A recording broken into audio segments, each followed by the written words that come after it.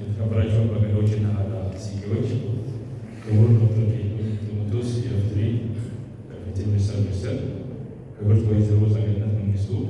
በሕዝብ ተወካዮች ምክር ቤት የሕግና የፍትህ እና የዲሞክራሲ ጉዳዮች ቋሚ ኮሚቴ ሰብሳቢ፣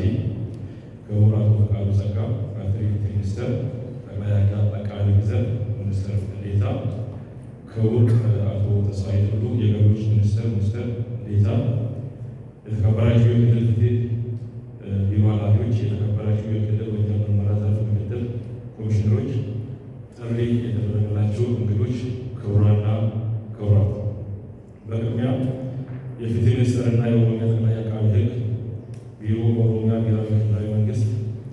ስምጥ ሸለቆ ውስጥ በምትገኘው ውሃ ዳማ ከተማ በጋራ ባዘጋጀው ሶስተኛ ዙር የፍትህ ሚኒስቴር እና የክልል ፍትህ ወይ ደግሞ ጠቅላይ አቃቤ ሕግ ቢሮዎች የጋራ ምክክር መድረክ ላይ ለመሳተፍ እንኳን በሰላም መጣችሁ። በቀዳጋ ጉፈን ሲንጅቹ ባባል